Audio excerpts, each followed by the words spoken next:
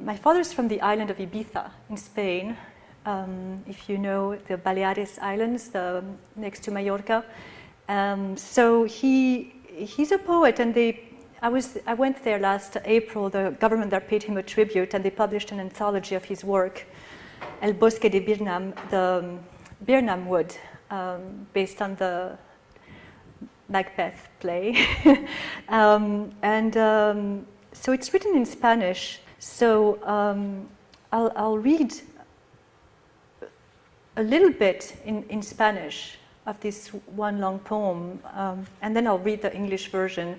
And he writes in a very unique way, very much like T.S. Eliot, which is a very heightened language and very different from the way I write, and really a challenge to translate. It's a very, the sounds are very important, and it's very gritty.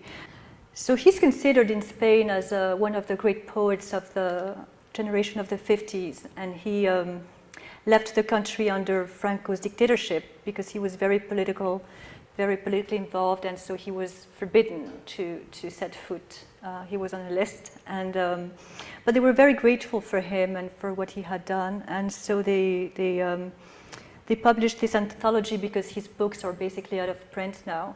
So this is a way to compile some of his favorite poems. And so he's one of those poets of the diaspora who, chose to live abroad but remains very much a Spaniard at heart. So I'll read from the Euxine Sea, Desde el Ponto, Euxino. And the dedication a Juan Bernier, amigo y maestro, desde destierro mío y con la esperanza de regresar un día a mi celeste Córdoba en Junta. And this is the epigraph in English. And I said, tomorrow I will lie on the south side, Ezra Pound.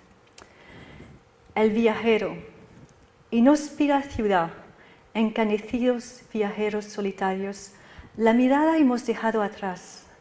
Fue Ítaca, y en Ítaca la inclemencia de amaneceros lentos, como lluvia que todo lo fecunda y nada engendra.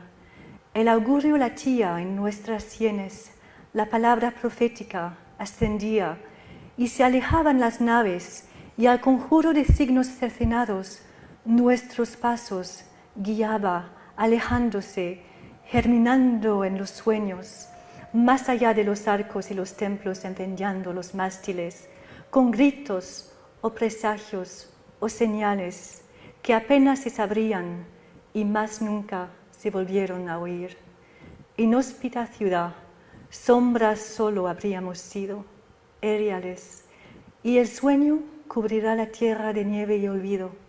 No habrá regreso nunca. ¿Por qué habremos querido siempre avanzar, adentrarnos en selvas, abrazarnos al vértigo? Fue a veces el jazmín y otras la rosa, y los campos de jara y de cantueso, y a veces los jacintos, la retama y otras veces el lirio. Inhóspita ciudad, enamorado mar, sin otro horizonte y estandarte que el resto de naufragios palpitando como una luz de antorchas. And I'll read the whole translation. This was the first part, The Traveler. From the Euxine Sea, to Juan Bernier, friend and mentor, from this exile of mine, and with the hope to return one day to my spare celestial Córdoba. And I said, tomorrow I will lie on the south side. Ezra Pound. The Traveler. Inhospitable city, grizzled, solitary travelers, we left our sight behind. It was Ithaca, and in Ithaca the inclemency of slow sunrises like rain that impregnates all and breeds nothing. The oracle throbbed on our temples, the prophetic word rose, and the ships receded, and under the spell of subdued signs, it guided our steps, receding, sprouting in our dreams, beyond the archways and temples, inflaming the masts, with bellows or portents or signs that would be hardly known, and never to be heard again.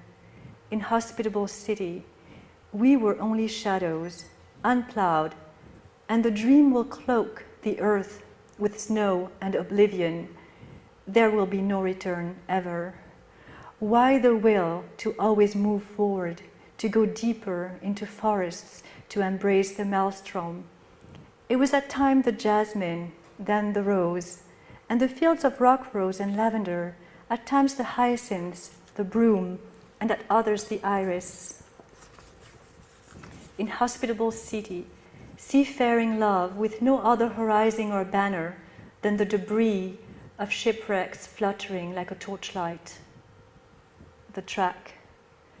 No longer will your feet tread the ruins of Thebes.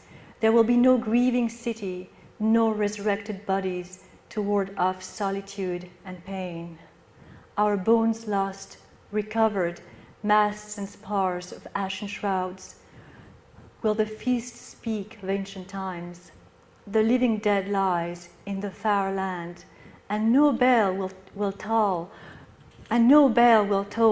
with the indigo dawn when the indigo dawn is his refuge. You lie inland because the sea brought back the bones one by one, brought back the buried flesh, brought back the corpse that reappears, raised amidst the cedars. The oracle. We had taken a seat next to the Sphinx alone on the cliff. We evoked the shipwreck of those days, time winged with caresses and trumpet sounds, the unbridled frenzy of dawns that will never recur, lost footprints in the snow and sleep. Inhospitable city, intact memory of Merlons ablaze, now ashes, incandescent combustion, and the howl of the hound that in our procession would remain petrified on the shore, ultimate sacrifice or agony of a yawning world. So, thank you.